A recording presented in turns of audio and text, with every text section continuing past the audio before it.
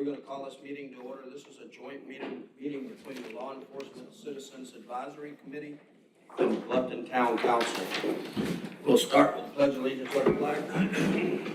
I pledge allegiance to the flag of the United States of America and to the republic for which it stands, one nation, under God, indivisible, with liberty and justice for all.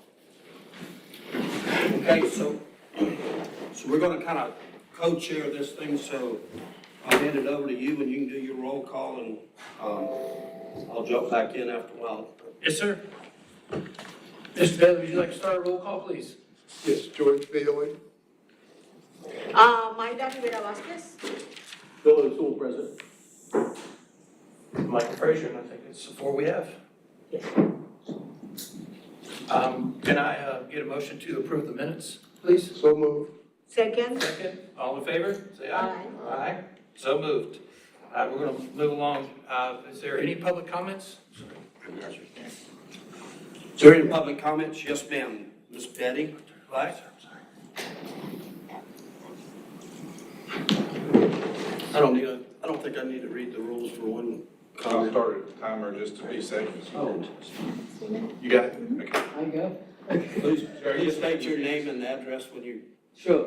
My name is Betty Black, live at 38 Wildgrass Way in the Pine Ridge community. We have a difficult situation there with the school traffic. People cannot get into our community because of McCracken and how it's lined off. People are parking down in the community, blocking the streets right as you come in. And it just is a mess. It's been a mess. We've tried everything. And we're willing to pay the police, pay someone to do it, but we ask that if the police can help us with this. It's a safety issue for the kids, because we have tons of kids that walk to school.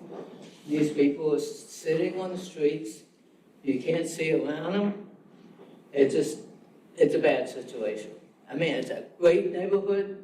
I'm president of the POA, and I love my neighborhood, and we have great people, but most of the people that's coming in there are not our community.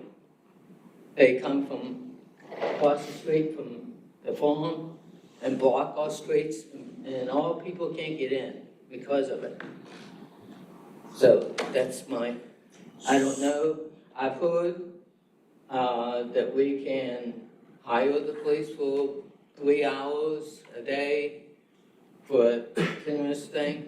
We're willing to do anything to get this solved. And it only has to be done during the school year. So, clarify, we don't normally communicate on public comment, but I'll make an exception tonight. Okay. You're the only one. So are you speaking at the entrance right across from the entrance to McCracken? Yes. So we have crossing guards there What? during school, when school's taking in and letting out.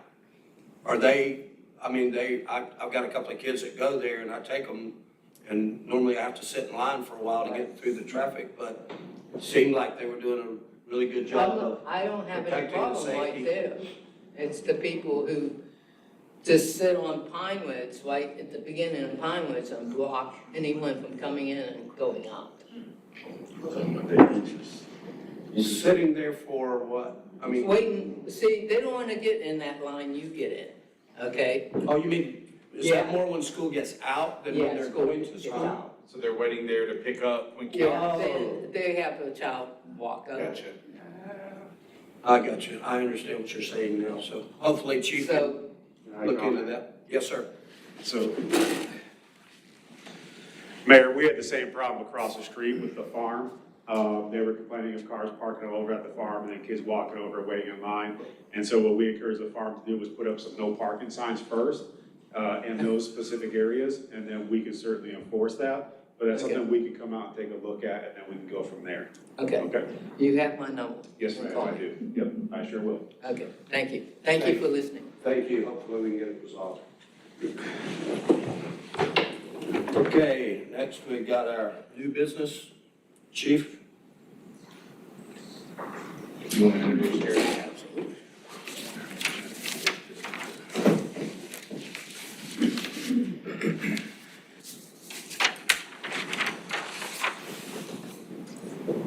Good evening, Mayor and Council, and members from the Law Enforcement Citizens Advisory Committee. This past summer, we had the Center for Public Safety Management come in and do an overview and a review of our entire department to give us an idea of what some of the best practices are across the country. They've been able, Jared Bergwin, did I say that right, Jared? Okay. And his team came in. I think they spent 4 days here, but prior to that, we provided them with a lot of different data for them to look at and compare to other organizations across the country. And so he is here to do a presentation on what they learned and what they presented to us. So without further ado, Mr. Jared. Good evening, how are you? Good, welcome. I know I got a microphone here, but can everybody hear me if I move around a little bit? It's just us. I think so. Okay, so as the chief said, my name is Jared Bergwijn. I am a retired police chief from an agency out of Southern California. Did about 29 years in the business. Retired in 2019, and I've been doing consulting work and some work both domestically and internationally since then. Lion's share of the work that I do is with a company by the name of Center for Public Safety Management. A little bit of the history on CPSM. It was started a couple decades ago as a component of the International City and County Managers Association.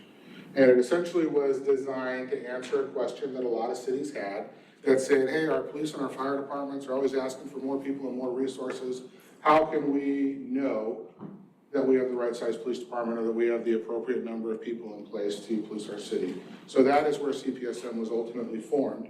It has since spun off into a private company owned by 3 individuals. One is Dov Chels, who's listed on that sheet right there. He does the quantitative part of all these reports. And then Tom Resrick, as well as Leonard Matarese are the other 2 owners. Leonard just passed away a couple of weeks ago. But they are the 3 founding members, ultimately, of CPSM.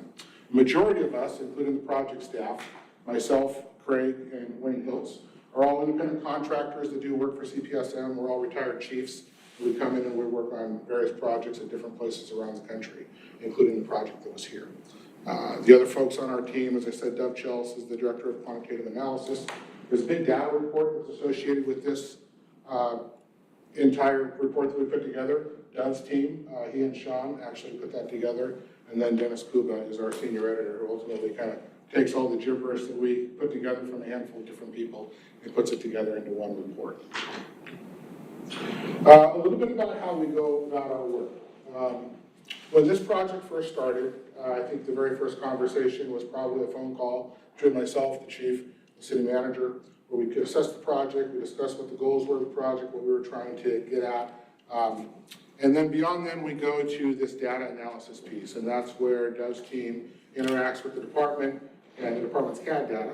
So all of the stuff that's your calls for service, everything the police officers are doing, that goes into that system, and they form or they put together what is a fairly extensive data report on what is happening within the department and within the community. And we'll go over a couple of those in this presentation. But that takes a couple of months just on the front side of the report to get that data report done and to make sure that it's done right. And there's a lot of interaction that takes place between the data team and the department, and ultimately we get together and involved to kind of make sure that we all agree that the data that's in there is correct and accurate. Because the way that we collect it in a very standardized way is probably a little bit different than reports that the department would normally run or maybe share with you. And we do that because, as I'll show you at the end of this presentation, we collect everything in the same way from every department so that we can do comparables, so that you can kind of know where does Bluffton PD stand in line with the other 400 agencies that have been analyzed by CPSM in terms of averages and workloads and things such as that. As all that work's taken place on the data side, we start doing remote interviews with people in the organization. We do them via Zoom. The 3 of us on this team were all out of the West Coast. So we did a number of interviews via Zoom. Ultimately, we spent about 2.5 to 3 days actually on the ground in the town here. We met with a number of officers. We did focus groups with various officer groups. We met with key folks in the organization. We asked the department to provide an enormous amount of data in terms of documents that came to us that we reviewed. Went over that with them. We also made our own observations internally in the organization. We went on ride-alongs, we sat with detectives. We did things to kind of learn how things work and operate in the department with the idea that we could make recommendations based upon those observations. At the end of the day, we produced a report that I'm sure most of you have seen it. It's about 205 pages altogether, so it's fairly long, fairly extensive. The back part of the report is that data report that I initially talked about that Dove's team did. And then the first half of the report is the analysis part. So there's a lot of graphs and charts and things that are extracted out of the data report that are inserted into the regular report to give us context into what workload really looks like within the department and how things work. In total, we made 98 recommendations. That may sound like a lot, but that's a very kind of standardized approach. And I don't want anybody to think that that's any indictment in the organization that we found almost 100 things wrong with the department. That is not at all the case. That's very standardized. Many of those observations or those recommendations are fairly small and administrative in nature that can be handled very, very quickly. Some of them are longer term, may require some capital investments, and that's if the city and the department elects to take those on. We also recognize that even though policing is the same everywhere, departments all have their own personalities that are tied to their communities. So as much as policing is the same, departments can be a little bit different in the way that they operate. And it doesn't necessarily mean that one's right and one's wrong. What we look for are there outliers within that system in terms of the recommendations that we make. And so we say that with the understanding that sometimes recommendations that we make just may not work in some communities. We may see it as a norm, or we may see it as something that we believe might make you more efficient, but we also understand that in some communities, they say, well, that just doesn't work for us. For instance, civilianization is something that takes place in police departments all over the country, but some departments just aren't ready to civilianize as much as maybe other departments have in other places. So we just put that in there just to understand that things can be different. At the end of the day, all of our recommendations are based upon the data that we collect, legal considerations, best practice, as well as our experience in doing this work. As I said before, there's been well over 400 projects that CPSM has done on police departments around the country. In the comparison chart that I'll show you later on, there's 199 agencies that are involved in that one comparison chart alone that compares Bluffton PD to other agencies around the country. So getting into some of the specifics in the report, and I'll start off with just a little bit about the community. You guys know that you have a wonderful community here. You can see it in the numbers here, and I'll try to maybe find something that everybody can see. This works. Well, that's not gonna, I'll walk over here. So this, Bluffton is located here on this chart. There's a number of communities here in South Carolina that our data team pulled as comparisons in terms of crime. These are total numbers from 2021 and 2022.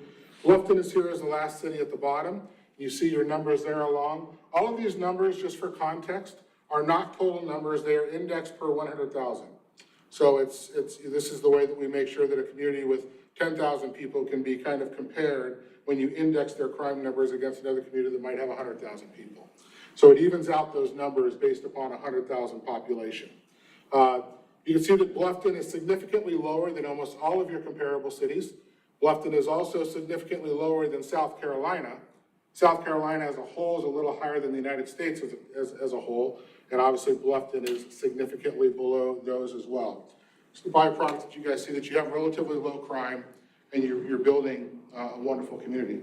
I will put in a little disclaimer that those numbers that you see are based upon uniform crime reporting as well as NIBRS numbers that the FBI collects.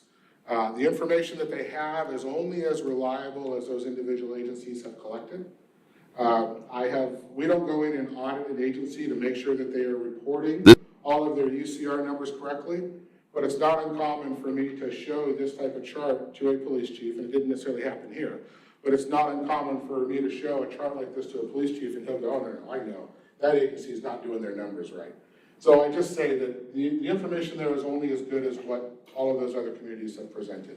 But nonetheless, you can see in there that your numbers are significantly lower than comparable communities in South Carolina. These are 10-year crime trends that happen within the community in Bluffton. So starting in 2013 all the way through 2022, you can see that the bottom line there is your violent crime number. That number has remained low and relatively static over the last 10 years. But you see the top line there, the one that's a little bit more dramatic, is property crime numbers. So you can see that about 9 or 10 years ago, you had a little bit of a spike in property crimes, and then consistently in the 9 years since, those property crimes have continued to come down year after year after year. Next graph here is a comparison of your community to the entirety of South Carolina. So the top line is South Carolina as a whole. This is total crime. South Carolina has seen a modest and steady decrease over the course of 10 years, where Bluffton as a whole has seen a much more dramatic decrease in overall crime against the state average. So whatever's happening here appears to be working well for the community. So getting in specifically to the agency itself. These were the numbers that the police department provided that were effective at one point during this. We always pick a snapshot in time because we understand staffing can fluctuate day to day, week to week with retirements, people that might be placed off on long-term leave, new people that are hired, people that resigned, whatever it might be. So at that moment in time when we collected this data, there were no vacancies in any of the civilian positions. They were all completely full in the organization. And there were 6 vacancies at the police officer rank within the organization. And I understand that it's even fewer now. We're down to 3 when we last talked, 4. So, which I will say, even at 6, is doing pretty well. We do these projects all over. Policing in general has had quite a challenging time in the last 8 to 10 years in light of some of the discussions going on around the country about policing and the way people view the profession. And there aren't nearly as many folks that are applying to be police officers today as there were maybe 15, 20, 30, 40 years ago. Agencies everywhere are struggling to maintain full staffing numbers. So the fact that you were sitting at 10% then is really not too bad. We're seeing some agencies that are significantly higher than that. Now, with that said, just anecdotally, I will tell you that in projects we've been doing in the last year, we are starting to see agencies start to catch up. So it seems like maybe the farther we get from some of those discussions that were taking place around the country as it related to George Floyd and some of those events that really were a scar on the profession, that agencies are starting to recover from that now, and agencies are seeing better recruiting numbers. But even, like I said, even 10% was not a bad number. So this is the Bluffton PD organizational chart as it was provided to us when we arrived. At first glance, the chart looks perfectly normal, perfectly acceptable. But as we got into it and started looking into the organization, we found that there were a few things on the org chart that did not even exist in the community. For instance, the narcotics teams, things like that, that aren't even in existence. We also started to realize that there were some aspects of the organization where responsibilities were simply misaligned. An example is your emergency manager, or the person who was in the role of the acting emergency manager, was also managing the patrol FTO program. Well, those are 2 things that don't naturally fit together within a law enforcement agency. So we made a recommendation to the agency that you need to A, fix the organizational chart, make sure that it's accurate, so that if you guys are looking at it from the outside looking in, you see an accurate picture of what the agency is, but also for people inside of the organization to be able to understand where the chain of command is and who they answer to and that sort of stuff. And as I understand, the department has made a lot of those changes. Some of the misaligned duties that we observed have since been corrected. The policy manual for the department was probably the biggest single item that I think we pointed out in the report that we believe needed to be addressed. The police chief made a point of telling us when we started the project that he had made it a priority to start updating the department's policy manual. As we got into it, you'll see in the report, there are a number of redundant recommendations that have to do with reviewing and updating certain parts of the policy. But there was also one larger overlapping recommendation to simply move to a subscription policy service that's out there. So there are a couple services that are available that will keep and maintain a department's policy manual for them. So if the department chose not to do that, we have a lot of recommendations in there about updating certain policies and then putting into place a legal review of all the policies, because we're strong advocates that every single policy that you have should go through some type of legal review, because at the end of the day, if you get sued, your policy will come into that particular lawsuit. And of course, if you want to make sure that your town attorney has signed off on whether that policy is appropriate. Do you have a question? If you use the subscription service, is that legal review? Yes. So the subscription services that are out there have their own. So first of all, they're usually state-specific. So they'll have a manual just for the state of agencies within the state of South Carolina. And then everything has been legally reviewed. And then the advantage to a subscription service is, even though it's a lot of work on the front side to set it up, and putting a policy manual together is fairly labor intensive, the advantages of it is the updates come automatically now.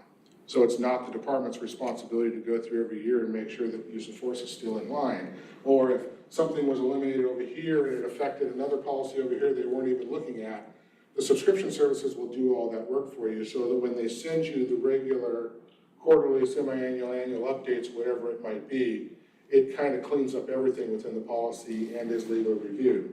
And then the other advantages to those is you always want to be able to show that your officers have read the policy, are aware of the policy, and that they understand the policy and its application. Well, many of the policy subscription services actually have that attestation component built into it. So once a new policy comes in, an officer's got to sign that they've received the policy, and then if you do the training component on it, they get tested against their knowledge of it as well, all of which becomes part of your overall records to show that your folks not only have received it, but they understand it, and they understand the application of it. We also made a recommendation on the report that had to do with developing a succession plan. And we're very specific to say that a succession plan doesn't mean that you've identified, a sergeant in the organization somewhere and say, hey, we're going to shoulder tap and we're going to develop that person to be the next chief.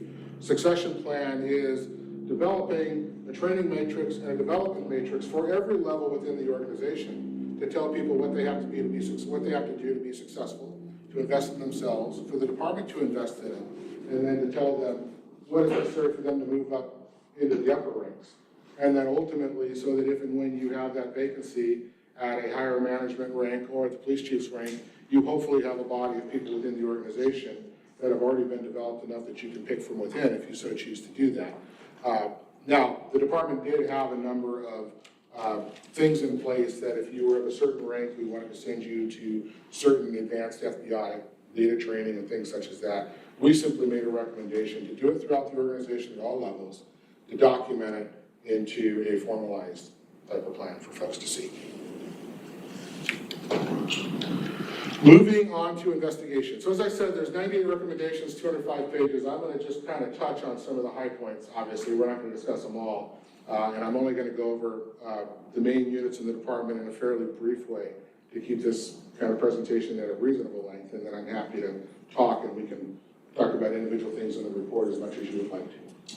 So on the investigative things, one of the recommendations that was made is that the department develop a rotational assignment. So currently, the way that we were looking at it, we were seeing detectives really had the ability to get into a detective position and stay there indefinitely if they so choose.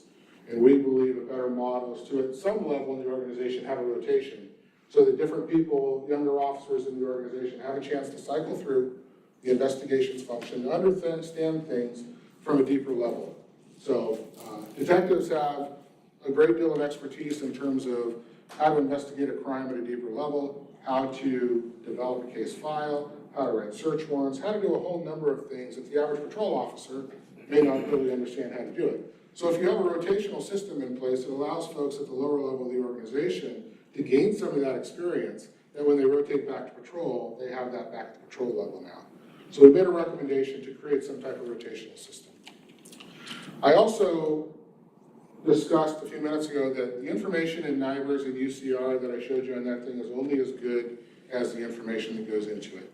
The process for recording NIBRS and UCR information and reporting it to the FBI is not terribly complex, but there are some nuances to it. And most agencies have a specialist within their records division that understands all those nuances and does that regular coding on a regular basis. Within Bluffton PD, we saw the detectives were doing that. So we made a recommendation to standardize that, shift that responsibility over to the records unit, develop that expertise there, leaving more time for detectives to handle crime. And then the graph that you see at the bottom there are clearance rates. There's nothing necessarily wrong with any of the clearance rates at Bluffton. In fact, in many ways, they're very similar to clearance rates that you see elsewhere, within a couple percentage points in most cases.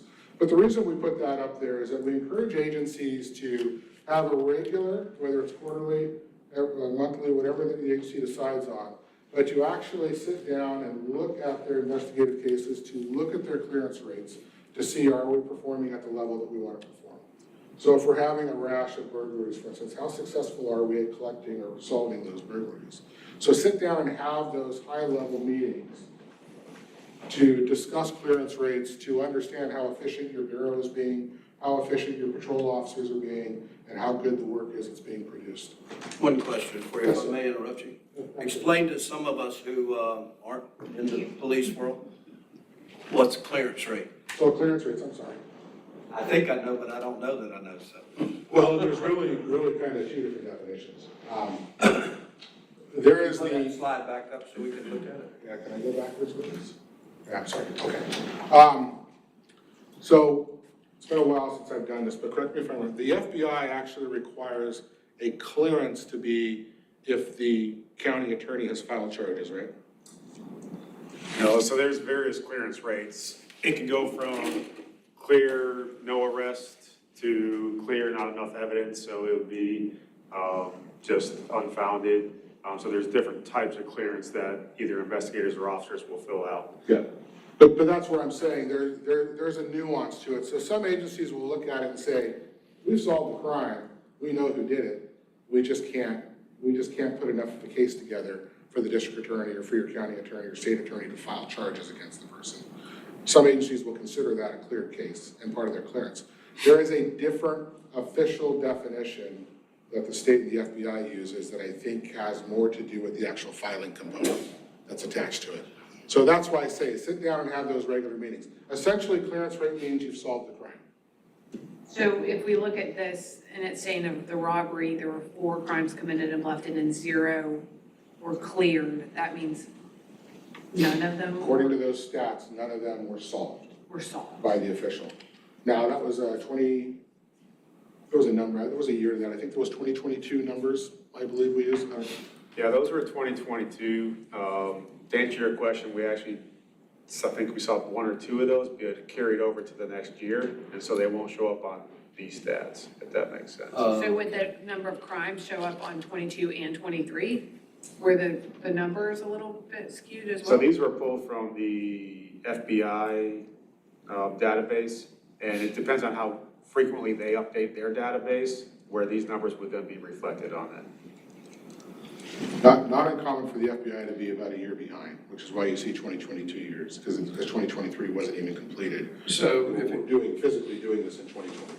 it carries over for a year, is the number duplicated in any way? They should not be duplicated.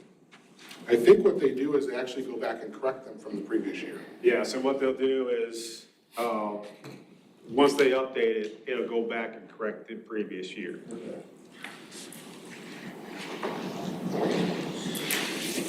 But the reason we bring that up is that there is the official definition for a cleared case that the FBI will accept, and it's based upon some very specific metrics in the way that it's reported, versus how a lot of agencies will say they solved it, right? So a lot of agencies may look at that and say, no, we know, we solved all 4 of those robberies, but we didn't necessarily have the evidence we needed to hold the people accountable for it, to actually charge them with it, right? So there's nuances in it.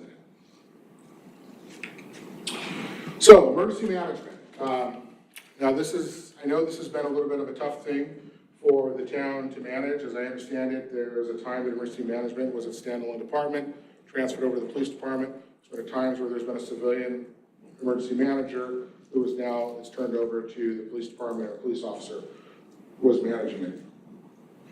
We talked about the issue to remove the non-emergency management functions like the FTO, the field training officer management piece away from the emergency manager.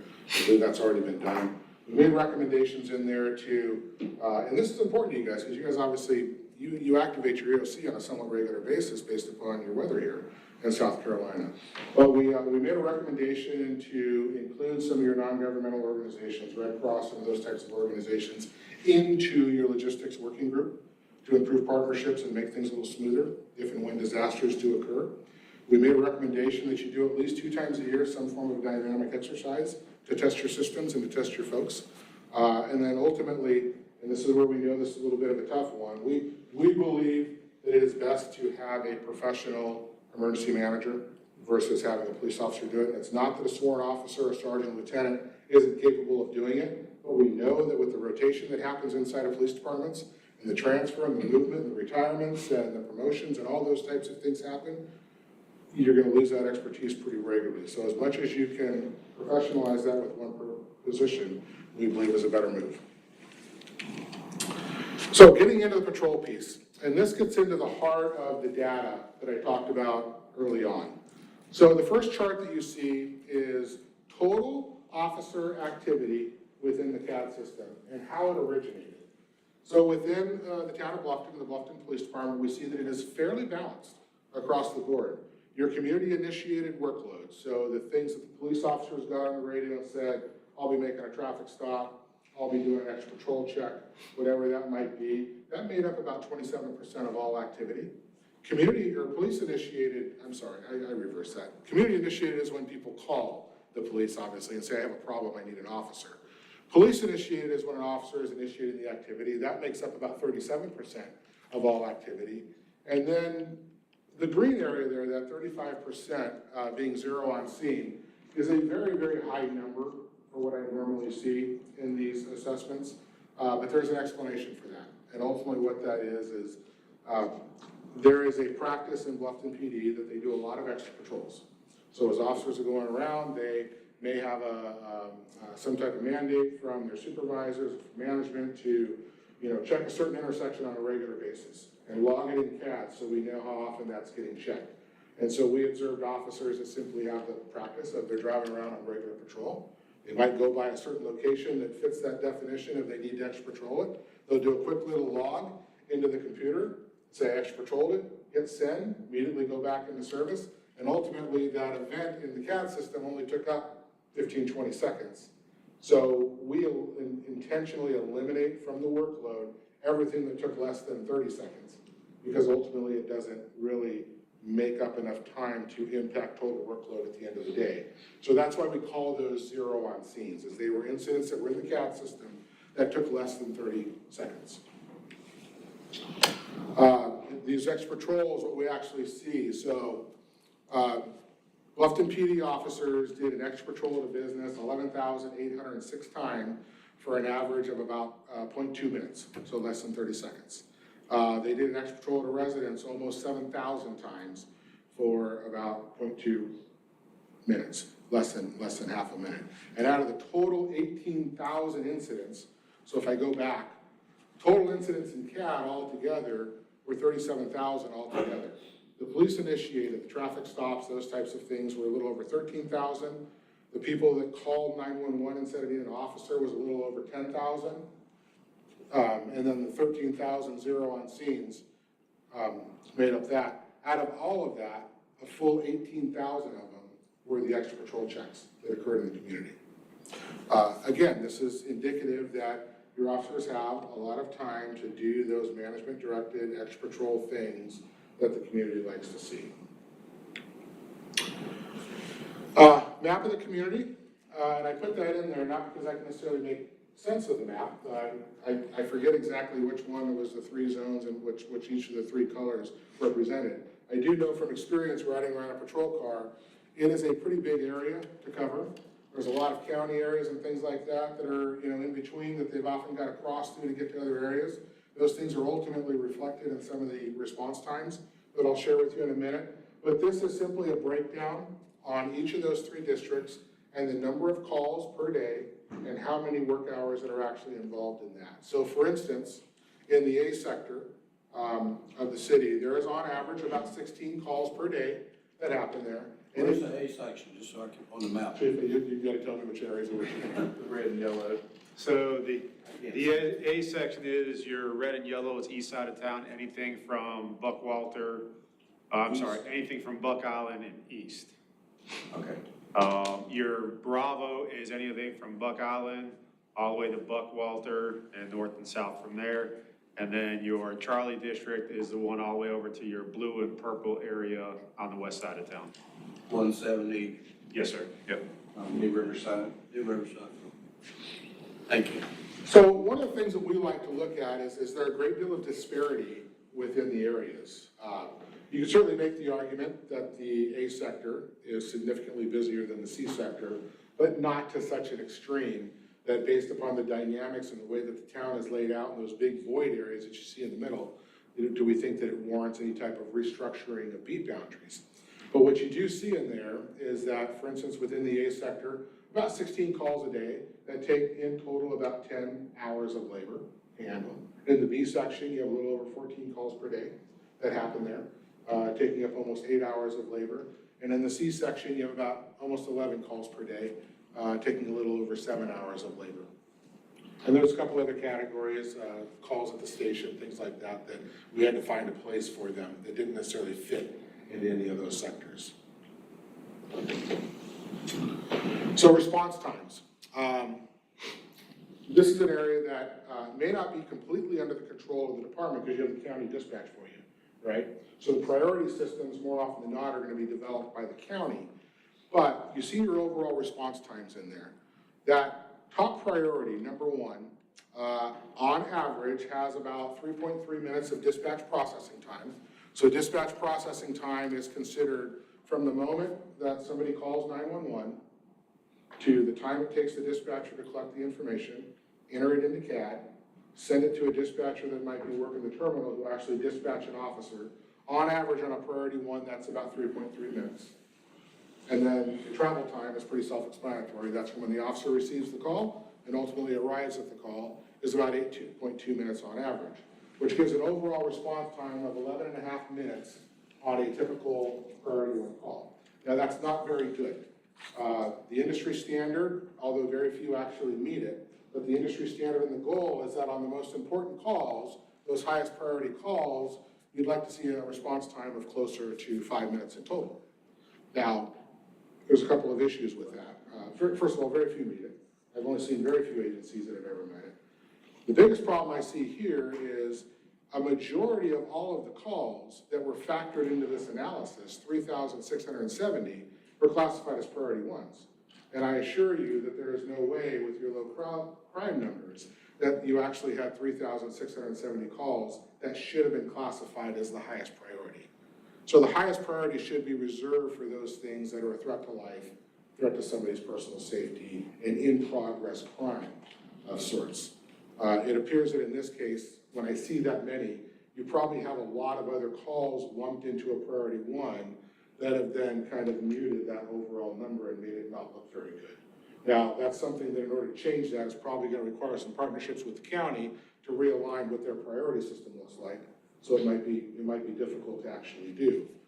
Now, what we do also pull is at the bottom, you see injury accidents. Now, injury accidents across the board in departments almost everywhere is among the highest priority. If somebody calls and says, hey, there's been an accident and people are hurt, we need the police, we need the paramedics here as soon as possible, that warrants an expedited response just about everywhere in this country. So we intentionally pull those numbers, and we can see that it's a much better response time. Out of 245 calls that were received in the course of that year, the dispatch processing time went down to less than 2.5 minutes, and the travel went down to 5.5 minutes. So with a total of an 8-minute response time, that's significantly better, not quite at the 5 minutes. And I think part of your problem is that when you look at your geography, you look at the size of your city, I've driven around this, I know that you just don't move very quickly around this town. That's part of your challenge, is that travel time alone. So I'm not sure that you could ever really get to a true 5 minutes, but you can see that when it comes to injury accidents, with a lower number, your response times are much better. You got a question, sir? Yes, on your 3.3 minutes for dispatch, Yes. is that normal? Do you see that? I don't see anything to compare it to.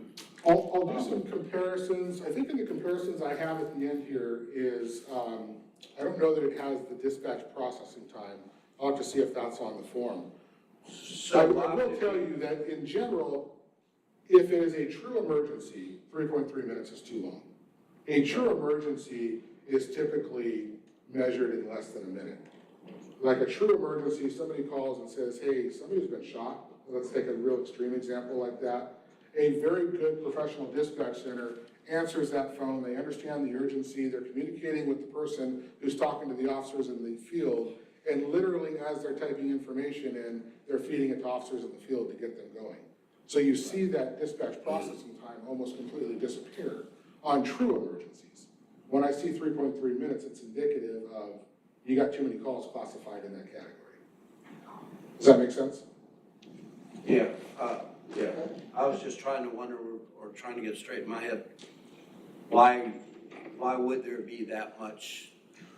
Is it just the explanation of the 911 call, you know, like? Yeah, so, I can't find my kid, or, you know, whatever it might be. yeah, so that would probably be a lower priority under most cases. But, so just in fairness to folks that do the job as a dispatcher, it does take time to, when you're sitting on the phone and you're dealing with somebody that's under stress and they're not communicating information very well and you're trying to get that out of them, that's challenging in and of itself. And then they've got a CAD system, they've got to translate everything that they're taking in and put it into a computer in a way that makes sense. And then ship all of that off to a dispatcher. And a dispatcher cannot dispatch a unit until they have somebody to dispatch. So for instance, if everybody is busy on something, well, that call's gonna sit.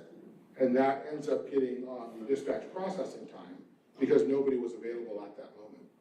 And so undoubtedly, you probably have many emergencies that had exactly what I described, a dispatch processing time that was in reality a minute. But when you see that many calls, that means there's probably a lot of them that had 10, 12, 15-minute wait times before an officer ever even got dispatched. I have a question. I think some of our area is covered by Beaufort County Sheriffs. Could that delay the response time in differentiating who goes? What is the? That's a good question. You're talking about the dispatchers trying to determine whether this is a Bluffton call or a Beaufort County? Yes. I'm not sure if we didn't dive into the operations of the dispatch center as part of this assessment. I did understand that there were, even talking to officers, there are a number of areas in the city that even the officers will show up and somebody from the sheriff's office will show up and they'll go, trying to figure out who really owns that call. Yeah, so typically when something like that happens, they will just dispatch any available unit, either Beaufort County or Bluffton, and then we'll figure it out when we get there. But if it's an emergency, we can figure out jurisdiction later. We just want to get there and address whatever the situation is. You don't think that affects your response time? Trent, once you get there and decide who's handling it? But once we get there, then the response time ends. So the response time ends as soon as the first car goes out at scene. So we'll get there to the scene, we'll put ourselves out, and then we'll address whose district it is later after everything is simmered down. You just, okay. Yes, sir.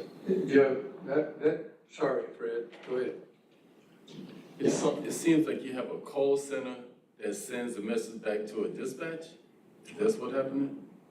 No, in most dispatch centers, the person who's answering the phone, more often than not, is different than the person who's talking to the officers on the radio.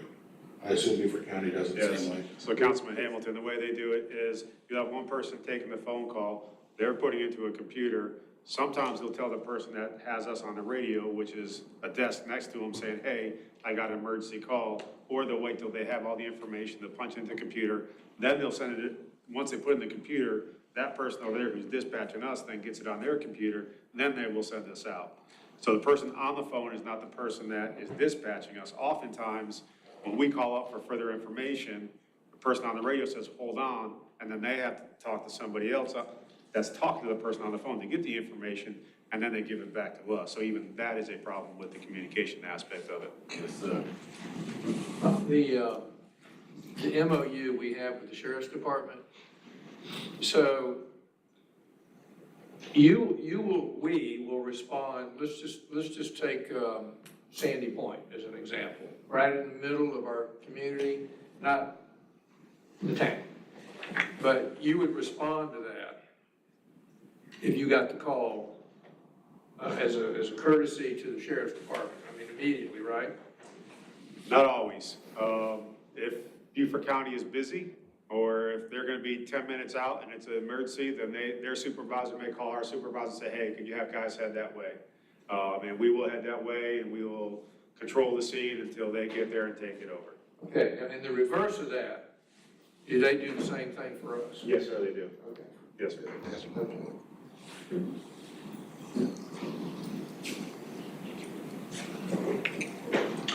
Okay, so we're gonna get into the patrol workload piece. I want to explain it, first of all. There are a couple of different variations on how workload is measured in the police world. The two primary ones is the rule of 60 is one, and then there's an IACP model that talks about a balance of a 30-30-30 balanced workload approach. CPSM has always used the rule of 60 as a metric for determining patrol staffing. The rule of 60 has two parts, and the first part of it says that 60% of your sworn workforce should be dedicated to the patrol function in a police agency as a general rule. And then the second part of that is that optimal workload, so the total workload of everybody that is working patrol should be at or below 60% of an officer's total day, so that the remaining 40+% can be dedicated to proactive policing, management-directed activities, those types of things. And the rationale behind that is, in studies that they've done, they believe that officers who are constantly going from call to call to call to call to call, where it's more than 60%, at some point they kind of hit that critical mass in their head and they will not do proactive work because they know the next patrol call is coming in any second and they don't want to be busy or too busy to handle that. So the idea is to keep that workload at or below 60% so that you still get proactive activity out of officers, you still get, the use of those officers in the field doing the things that you want them to focus in on from a management-directed activity. And I'll talk about some of those percentages in a moment. But going back to the first part, where we look for about 60% of the total workforce dedicated to the patrol function, when we look at BPD, there's 27 people that were assigned to the patrol function when we did the study, and that included the captain who runs patrol. But 27 out of the total 66 sworn positions, only 41%. So that's a fairly low percentage. However, in fairness to the organization, you have a very large cadre of school resource officers, significantly more than what we would normally see in an organization this size, and it's a result of the relationships that have been built here with the school district and what they've chosen to have. When we exclude those 13 out of the mix, it brings your percentage up to 51%, which is obviously closer to the 60, but not completely there. So within the report, you're going to see a number of graphs that look like this, and another one that has just that top line there that you see. So I just pulled summer weekend out. I'm not going to go through all 4 seasons, but CPSM will specifically take 2 8-week periods, one in the summer, one in the winter, and they'll measure workload at the microdata in those 2 8-week periods. And we specifically take summer and winter because quite often workload can be very, very different in communities based upon those times of year. And then we also separate weekends from weekdays because we know that in some communities workload can be very different on the weekends versus the weekdays. Just depends on your type of community. Are your communities centered around entertainment stuff, or are you kind of a bedroom community that goes to sleep at certain times? And so the workload changes. So we analyze those 2 seasons at the micro data level, and we separate it by weekends and weekdays. For the purpose of this presentation, I only pulled out the summer weekend, which was the busiest period that we did, or that we observed, so that you kind of understand what you're looking at in the report. So this first graph shows what occupies officers' time. So again, I'll kind of go over here. I'm sorry for going behind you guys like this. But just to help explain this, along the left side here are the number of units that are available. So this goes from essentially 1 unit in the field up to 8 units in the field. So the top number here represents how many officers on average are in the field. So you see almost 5 at 1 o'clock in the morning, almost 5, all the way until around 5, which is shift change time. And then you have kind of a duplicate of a couple shifts that kind of overlap for a short period of time. So staffing kind of spikes for a short period of time while everybody's signed on to CAD, and then comes back down. And then you're sitting at about 5 officers per day from 7 o'clock in the morning until, 5 or 6 o'clock in the evening. Again, you have a shift change, you see a spike, and then it goes back down to the regular. So that's the average daily staffing that we observed during the summertime period on the weekends. Now, out of that, this big green area here, the largest area, the lighter green, that ultimately is an officer's proactive patrol time. So that's their unstructured workload throughout the course of the day. The orange here at the bottom is the amount of community-initiated work that was coming in. So for instance, at 1 o'clock in the morning, at this point here, on average, the community-initiated work was occupying about 1.5 officers during that hour. So out of the total 5, 4.5, 5 that were working, 1.5 were occupied with doing community-initiated work. The police-initiated work is the blue. So at that hour, there was typically at least one other officer that was busy doing police-initiated work, and then the others remained in the field that were available. On the next graph, this is where the rule of 60 comes in. So, same exact information in many ways, but average deployment on summer weekends was about 5.1 officers per hour throughout the 24-hour period. The average workload says that out of the 5.1 officers, about 1.5 officer was typically busy with the average workload. The average saturation index, so this is that 60% thing that I talked about, that average saturation index throughout the course of that day was 49%. So it's below the 60%. The peaks at the very, very highest point throughout the day, which was 1 o'clock in the morning, about 9 o'clock, 9:45 p.m., was 58%. So at times you got close to that 60% number, but you never actually went over it. And even if you did go over it for very short periods of time, we would not be concerned about it. We would not truly be concerned about your workload and your staffing until you see workload start to exceed that 60% line on a regular basis. And in the case of Bluffton, the summer weekends were the busiest period out of the 4 that we looked at. So this is the most workload out of any of them. And at no point were we terribly concerned about the number of officers that were actually busy with actual workload in the CAD system at those times. But I have to kind of put a little bit of a disclaimer on that. The information in the CAD system is only as good as what the officers put in. So it's reliant that the officers are accurately recording all of their time. It's also reliant that all of the work that an officer does throughout the course of their shift is actually getting recorded in there. So we often see in many agencies, officers do their police reports. So if they're going throughout the course of their shift and they pick up 1 or 2 police reports during their shift, it's not uncommon for them to be on the call. They get the basic information to do that report. They clear that call, they go back into service. So they're showing up in that light green area as available, but in reality, they might be sitting in the patrol car typing a police report, which means they're actually busy and they're actually doing work. But since they're not recording it as report writing time, it's not getting captured. Now, when we talk to BPD officers, we understand that is kind of the culture here. A lot of that type of work gets done while an officer is busy in their patrol or showing available for a call but in their patrol call. We make recommendations to streamline that and make sure that you're accurately capturing all of your work. In reality, we're fairly confident that if that is true, you could probably add another 10 percentage points to the workload across the board because that's the average we quite often see. If agencies are accurately report writing time. Now, in all honesty, that culture of policing has been part of the policing business since the beginning of time. We all came up in this business told that you need to take care of your beat, And the way that you take care of your beat is that you are available as much as you can possibly be available, so that if a call comes up in your beat, you're available to go take that call, and somebody from across town doesn't have to come and handle work in your area. And so that culture has kind of manifested itself in the policing business in a way that it skews workload in many ways. Now, we have seen some agencies that have gotten very good at changing that. And there are some ways that you can create some CAD codes that says, hey, show me that I'm actually busy doing some reports right now, but I am available if a call comes up in my report. So there's ways that you can do it, and there's ways that agencies have found a system to accurately capture that.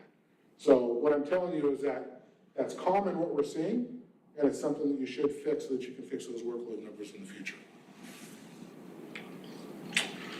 So again, take steps to accurately capture all officer workload to include administrative and report writing time. Take steps to ensure that officer-initiated activity meets management expectations, traffic, directed patrols, etc.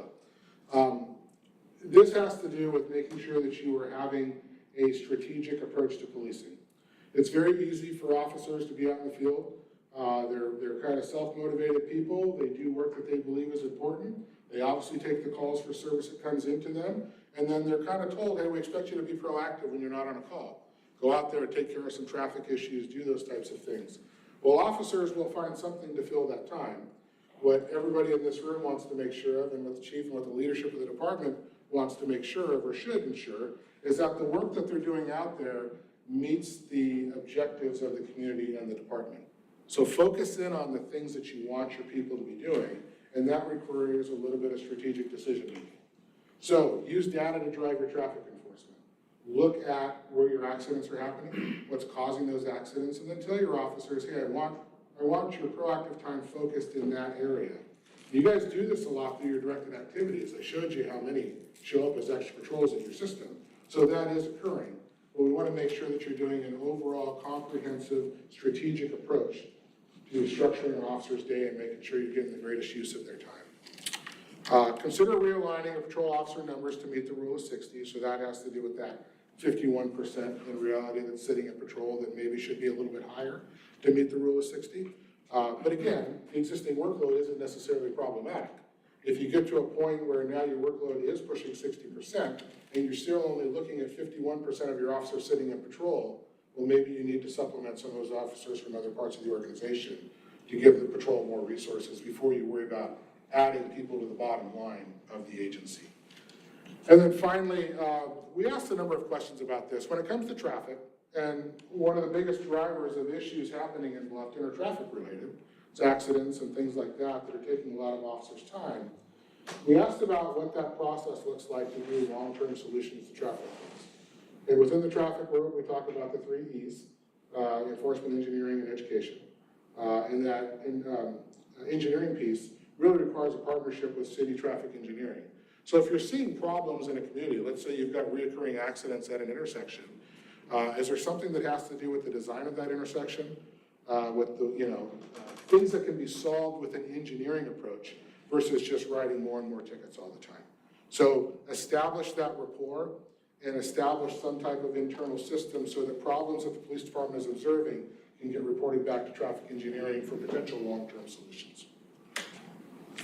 Can I ask a question? Certainly. Please, and this is to the chief. Of course, we have limited roadways to deal with anyway, when you talk about the engineering aspect. And LOCOG or LATS did a study, and I can't remember the terminology of it. It was like a public safety study, and it was in conjunction with the 4 counties in Beaufort County, and it was all traffic related to show intersections and problems and where deaths are occurring, et cetera, et cetera, et cetera.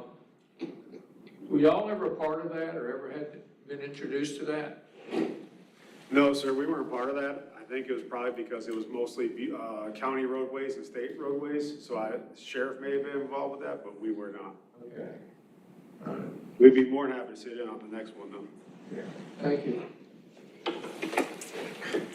Okay, this is the comparable that I talked about. So CPSM, with the body of work that they've done and all the agencies that they've analyzed, and that very standardized way of collecting data, allows the organization to put together a chart like this.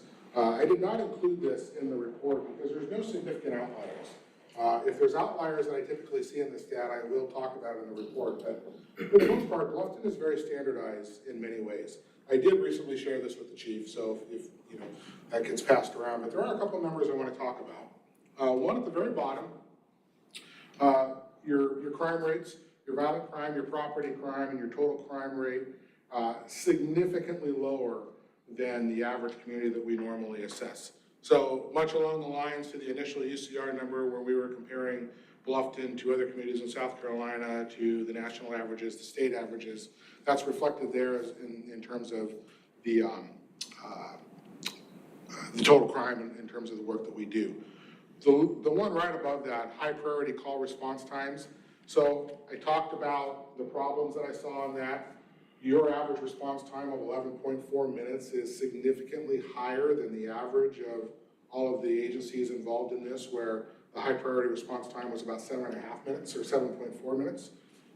Again, a byproduct of a number of things, most likely being that you're categorizing too many things in that high priority category. So if there's a way you can work with the county, separate that and better measure the true emergencies, you're probably much closer to the average. Your injury accident response was 8 minutes, which is very close to that average, right? And so probably not too far off. And then there was a discussion that I had with the chief just in the last couple of weeks as we were preparing for this, where I understand there was a conversation about the number of units that are often seen on a call. So I highlighted those in this particular graph. So on community-initiated calls, when somebody calls 911 and they say we need an officer, Bluffton PD on average, out of all those calls, had about 1.79 officers on average on all of them. The average that we've seen in all the studies we've done is about 1.75, so it's very, very close. And then in terms of police-initiated, a little bit more of a difference, but still not terribly outside of the norm. On the average police-initiated call, Bluffton used 1.6 officers, where the industry average was 1.2 that we were seeing in all of our studies.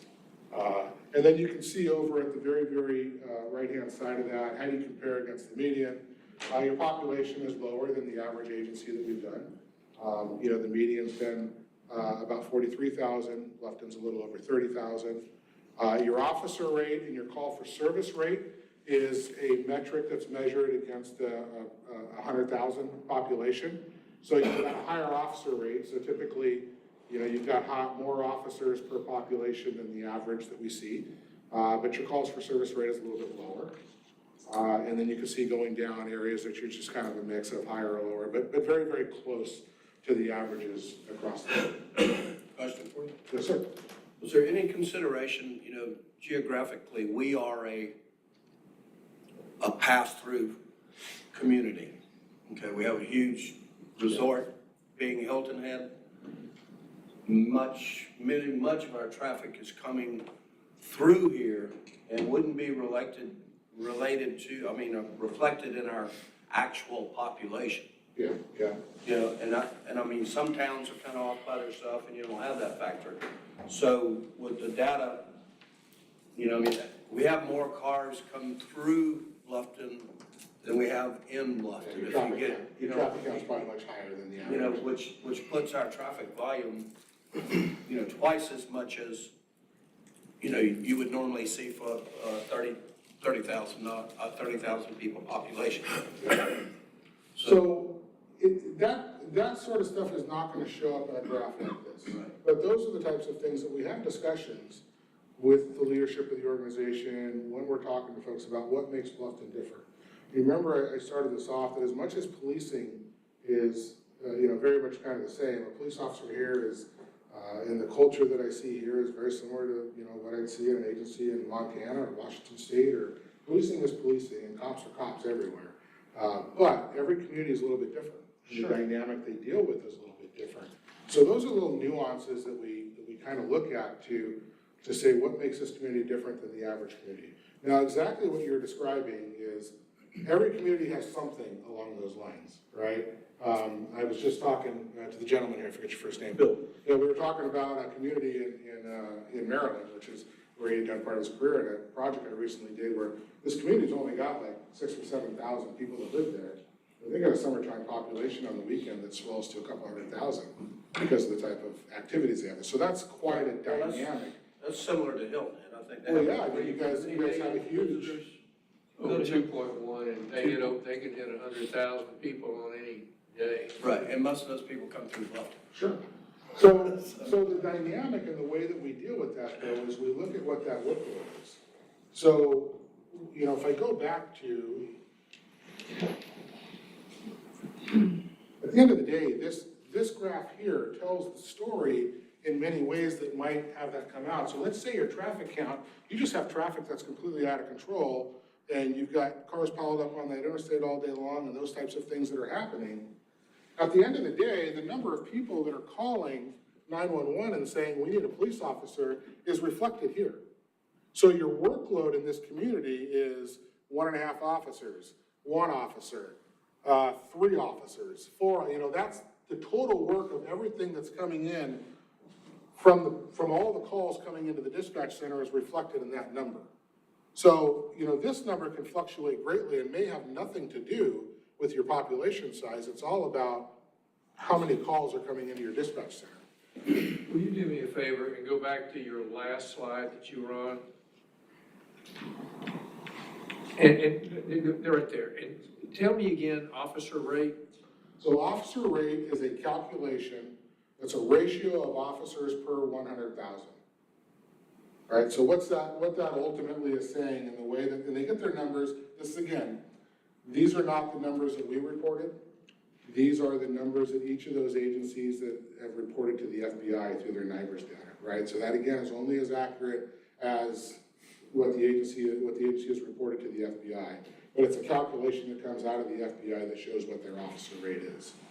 All that basically means is that you have a little bit more. You have more, for a community of 30,000 people, you have more officers than the average community of 30,000 people, if that makes any sense. Right. So what should we have based on our demographic? Well, we do it not based upon population, and we base staffing not based on population, we do it based on workload. And so I will go back again to this, that ultimately shows what your workload is, and when your workload is consistently exceeding 60%, that's when we say you probably need to add staffing to patrol. That's the indicator, that's what triggers that. In your case, you're not hitting there. Now again, I caution that with, not all of your data is showing up there because of your culture, but I still don't think that even adding 10 points to that, you're still gonna be over 60% at any given time. Now, your growth in this community has been pretty significant in recent years, right? And I'm sure that growth is gonna continue. So you're probably gonna see a pretty dynamic, change to a lot of these numbers, as years go forward. And if your officers, if the changes that we recommended are instituted, where you're going to accurately and truly capture what the true workload is, which means shifting away from the traditional culture of just getting work done while you're showing available and actually capturing it in the CAD system so that we see it, you may see those averages go up significantly. And then, and I've seen agencies do that before, and quite frankly, it wouldn't be hard to try to trick those numbers into making yourself look busier than you really are. And we've got ways that we can kind of see that. We go back to, again, this report, and if I can show you very quickly, if I start seeing that, for instance, on your self-initiated activity, your traffic stops, and all of a sudden, you're going from police-initiated service time, and you guys are spending 17 minutes on average every time you do police-initiated work, and the industry average is 17 minutes, right? And suddenly officers are just taking their time on those calls to make themselves look busier. If that number goes from 17 to 20 or 25 or 28, I'm probably gonna point that out in a report that something's amiss with your data. And we've done that before in agencies that we've looked at where we see suddenly they're spiking and they're spending significantly more time than the average is on the number of calls. That's how we kind of identify where agencies are maybe trying to make themselves look a little busier than they really are.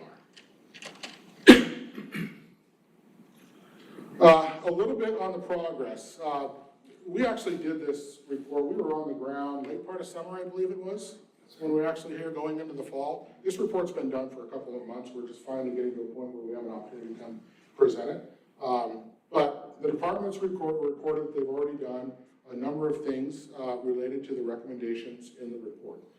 So I wanted to go over those very quickly, and the chief can weigh in here on some more if he'd like. They've updated the org chart, so we talked about some of the problematic things in there. They subscribe to one of the policy subscription services, a company called Optical, which quite frankly is probably the best in the industry at doing the things that I talked about, what the concerns are. So they're in the process of doing that right now. We had some recommendations. I didn't talk about it in the presentation, but we made some recommendations in terms of how internal affairs, professional standards, things are structured and managed within the organization. They've already formalized that. They've put a lieutenant in charge of that. We made some recommendations in terms of the work of the PIO and social media, essentially giving that person a little bit more autonomy where they don't have to run everything through the chief, and they have greater autonomy to interact with the community and the media. Those have been completed. We shifted the FTO program from the emergency manager to patrol, where it belongs. We made some recommendations in the records thing in terms of how they receive payments, things like that for services that are done. Some of those have already been completed. We had some recommendations in the report that had to do with property and evidence. For anybody that's ever been a police chief, we know that your property and evidence room can potentially be one of your biggest kind of silent headaches that will sneak up on you if they're not managed properly. So we made some recommendations in terms of how to more effectively store and secure things and maintain chain of custody. The department's already worked to secure separate rooms to separate weapons and narcotics. They're also working on a weapons destruction process. And then we made some things, recommendations, talked about the facility. Those were ongoing discussions in the organization, and they've gone from 6 vacancies to 4 vacancies with, last time we talked, we actually had 6 people processing for those 4 vacancies. So significant progress that's already been done on this particular project. With that, I know we've been doing questions, and I've taken a little over an hour of your time. I'm happy to take more if you have any. Any questions from anyone on council? Very Any comprehensive. questions from any of you guys? Just a question on, I know you use the rule of 60. You mentioned IACP's model 30-30-30. How did you capture additional administrative time, like fueling vehicles, meals, workout time, roll call, meeting with your supervisor, leave, training, court? So I mean, that takes up ultimately, that does show up. It's a good question. Ultimately, that does show up here. So you have this category of out-of-service work that falls into that, which is this very, thin line of purplish type thing. That's where it's actually reflected in the workload. In the report itself, let me find it real quickly.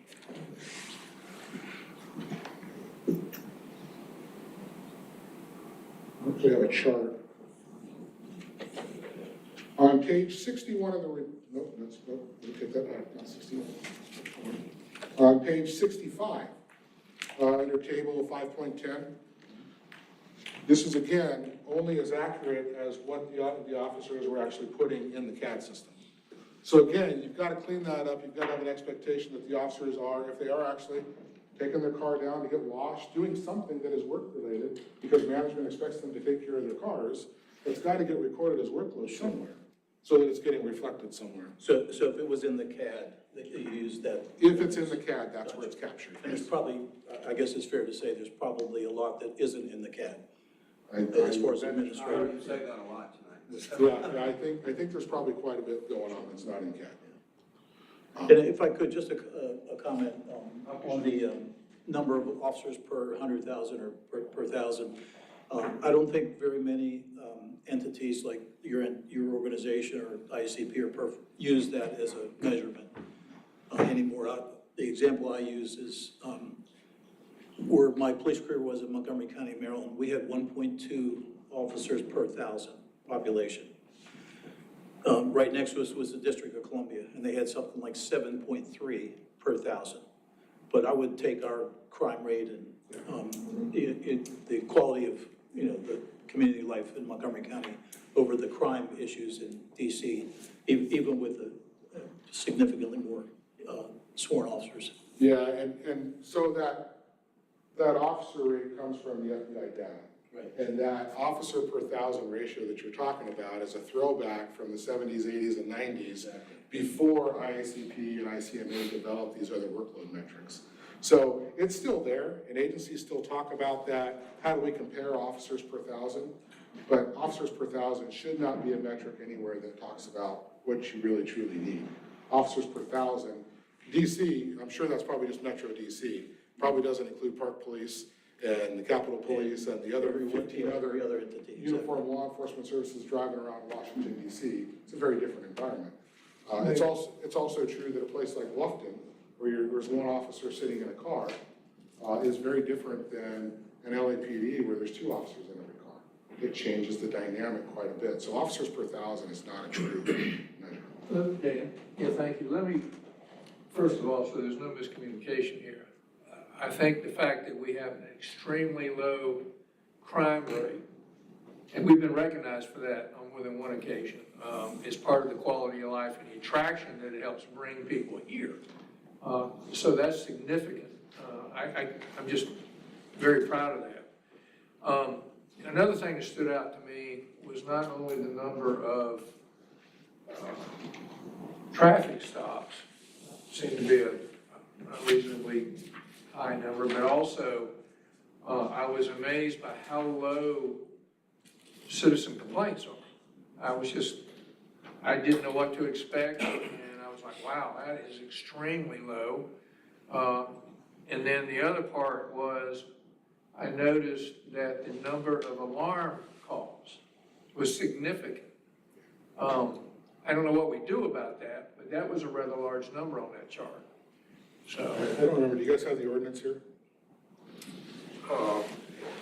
No, we don't have an ordinance, and there's also companies that will actually start charging repeat offenders with alarms that we could certainly explore if that's something mayor and council are interested in. So just to go along with that, other places I've been before, there's been alarm ordinances and you get so many false alarms, and after that you start getting billed for the police coming out, and that escalates. You might get like 3 per week, and then or 3 per month, and then after that it's 100, then 250, then 5. The goal is to encourage them to fix whatever's causing the false alarms. So if that's something that we need to consider here, we can be glad to put something like that together. well, it impacts your manpower. Yeah, it does, and I've got some alarms and they go off kind of randomly themselves, so I have to tighten up. Could I just a comment to that? Because that's something that we see across the country in various jurisdictions that don't have a false alarm reduction program. In many cases where I've seen, false alarms are one of your highest calls for service. And nationally, 94 to 96% of them are false. And typically, it's the cleaning crew doesn't get trained. There's no accountability, so some alarm lessees they don't take the time to try to improve that. So it's always a case where typically 2 officers get dispatched. Sometimes you'll even hear them on the radio say, I don't need a backup. It's the cleaning crew. It goes off every night or something like that. But we continue to respond to them, and having a false alarm reduction ordinance, and there are companies that'll do all the back office stuff work for you. Really makes a lot of sense, and that would significantly, I don't know about Bluffton's numbers, but that could 1,700 significantly, plus. reduce the workload, which means there's the ability to do more proactive stuff. And there's a couple components to it too. In order to even get a police response, many of those ordinances require that you have to register your alarm with the city in the first place. So if you're gonna have an alarm, it's gotta be registered with the city so you're on file. So when the alarm company calls the police and says, hey, we have a site, we have an activation at 123 Main Street, in many cases, if you're not even a registered alarm, the police aren't gonna respond. So because of the fact that we know that. We won't respond. Yeah, that's where we say though, that's where recommendations that work in one community may not work in every community because of the dynamic that exists there. I'm just talking about some of these programs get pretty I have a question on the response time. If I can, real quick, Mike, just comment. Sorry, yes, sir. The frightening part for me as a police chief, and probably any police chief dealing with something like this, is the more frequently we go to the same call, the more complacent officers get. You heard Bill say that it's required. We have 2 officers going to every alarm call. You hear officers sometimes canceling, oh, it's the 3rd time I'm going out here. Well, what if it's a real this time? You know, now this officer's canceling somebody because it's the 3rd time they've been out there. The first 2 times, it could have been the wind or cleaning crew or whatever. And so my biggest fear is the more repeat alarms we have, I worry that our officers get complacent. So it's our job to kind of keep them, hey, no matter what, you are sending 2 officers to every call. Even if it's the 3rd time you're going out there, 2 officers to every call for alarms for that specific reason. I think the fire department has, something in place about charging if it's too many. I can check on that. Yeah, repetitive calls, alarms. Go ahead with your question. With the response time, is that factored only on 911 calls in? Because we've got a non-emergency number. I know we're encouraged to call that, and I've had to call for an office and have someone dispatch to call the non-emergency, not to block 911.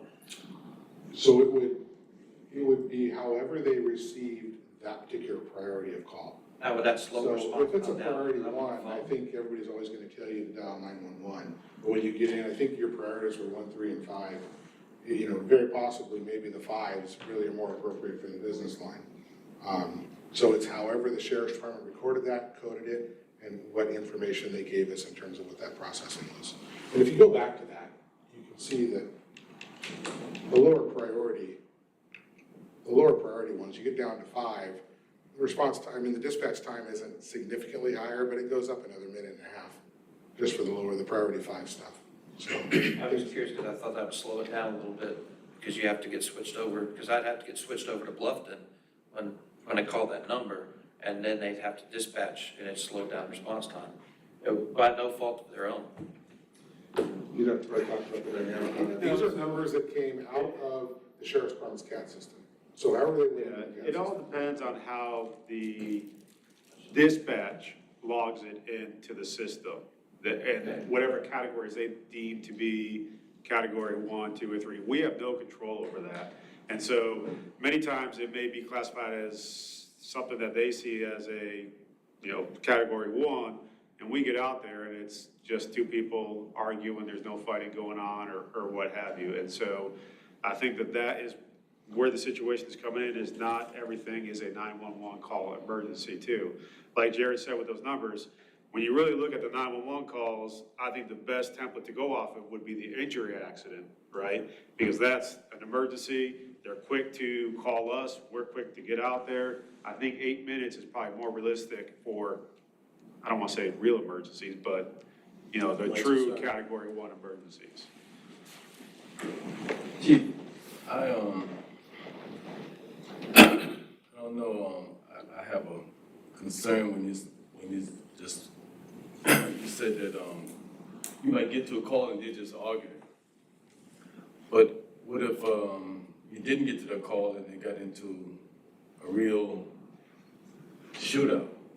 Well, maybe that was a bad example, with that, yes, sir. No, I was just trying to say that, that may not necessarily be categorized as an emergency like category 1, like an accident with injuries where somebody needs emergency help, needs, immediate medical attention, as opposed to, I think domestics are category 1 as they should be. I'll have to take a look at what the county considers category 1 and have a conversation with the sheriff on that. One other question for you, Chief. If an officer's on duty, sitting in the car and doing his paperwork, how do you classify that?